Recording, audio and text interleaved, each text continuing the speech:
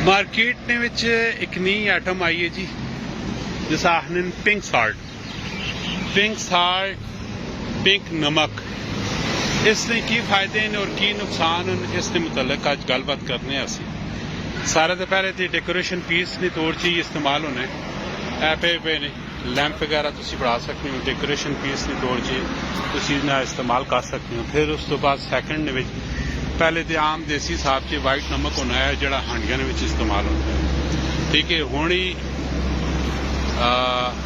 रब की तरफों कोई नया आइटम है, इतना ज़्यादा मार्केट में इतना पॉपुलर नहीं होया, लेकिन मार्केट में काफ़ी टाइम तो ही चलना पैना। ठीक है, लेकिन इसमें काफ़ी सारी किस्म, इससे ज़रा फायदे और नुकसान ने मुतलक गलबात कर रहे हैं, इसके की फायदे और उनकी नुकसान है। ठीक है जी, अस्सलाम वालेकुम। क्या हाल है, ठीक हो? अच्छा, इस पिंक साल्ट ना की फायदा और की नुकसान है? देसी नमक है जी, अच्छा होता है, बगैर आयोडीन तो होता है। अच्छा, ब्लड प्रेशर वास्ते इस्तेमाल करते हैं। तो जरा दूसरा जरा ट्रेडिशनल नमक है, जरा पहले लोग हांडिया च इस्तेमाल करते हैं, उसना की फायदा है? बस उसका ये होता है, अगर साफ हो ठीक है, ब्लड प्रेशर वास्ते इस्तेमाल नहीं कर रहे, आम नमक होता है। अच्छा, ठीक है। नाल समुद्री नमक है, उसको ठीक होता है ना, देसी ये अच्छा नमक है, इसने फायदे। उसमें कचरा वगैरह भी होता है, आयोडीन पाने। अच्छा, वगैरह आयोडीन पाने। अच्छा, तो इसने उसने वाज़ह फर्क की वे? बस है उसको अच्छे देसी नमक है ना, साफ भी होता है, सफाई का ख्याल भी होता है, एक्सपोर्ट क्वालिटी का होता है। अच्छा, ये निकलना केड़े इलाके ना नमक है? कालाबाग। अच्छा अच्छा, कालाबाग ये उस साइड है। अच्छा, दरम्यान में कस्टमर भी आ गए। इसलिए वैसे सेल डेली बेस पे कितनी कुछ सेल हो गई इनमें तुसा नहीं? सेल बस घट ही है, 2 तोड़े दी है। 1-2 तोड़ा है, वो 1-2 तोड़े कितने ने सेल हो गई इनमें? 60 रुपए ना पैकेट देने। ए जड़ा ए नमक है, ये कितना ने? ये 60 रुपए का पैकेट। और ए वाला जड़ा ये सारा 60 रुपए दे। इसमें ये पाउडर होता है, भी पाउडर है, ये दानेदार है। इन्होंने दोनों ना फर्क की वे?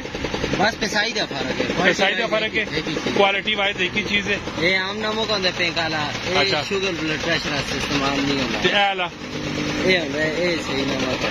ये सही नमक है, एक्सपोर्ट क्वालिटी भी है, जिस क्वालिटी बाहर जब ना। अच्छा अच्छा, बाहरला मुल्क जड़ा वेचना यानी कि वही वाला? ठीक है, यानी कि पाकिस्तान में जड़ा इस्तेमाल किया वेचना वही वाला? पाकिस्तान में पाउडर ज्यादा इस्तेमाल होता है ना, बरीक पे सही है। ठीक है, ए कितना ने? 60 रुपए का। ए कितना ने? ये 3 किलो 100 रुपए। ये 100 रुपए ने। ए कितना ने? ये भी 60 रुपए। ए भी ये सारे 60 रुपए ने पे। किलो दी पैकिंग है। ए डेकोरेशन जड़ा पीस पे आवे, ये फाले ही मरीजा वास्ते बॉल है। ये बॉल की सकी कर दे। हाथा भी पकड़ दे। अच्छा, एक्सरसाइज मारो यानी? हां जी, एक्सरसाइज मारो तुसी इसे इस्तेमाल कर सकते। मुख्तलिफ आइटम ने जी पिंक साल्ट ने ये दमे दे मरीजा वास्ते होने। ये दमे ने मरीजा यानी कि रूम ने विच लैंप रूम दे विच लाओ, सांस के जरिए इसका इलाज है। लाइट लगी दी है इससे, ठीक है, बंदा ना छावा देंदा, गरम होंदा है, उसके जरिए। अच्छा, वो यानी कि सांस करने से सब कोई दुश्वारी नहीं होनी इतनी। ए डेकोरेशन पीस तो सने पे पहनना सारे। ये लैंप की कीमत है? लैंप की है इसकी 1000 रुपए। 1000 रुपया। ए बॉल की कीमत है? ये 80 रुपए की है।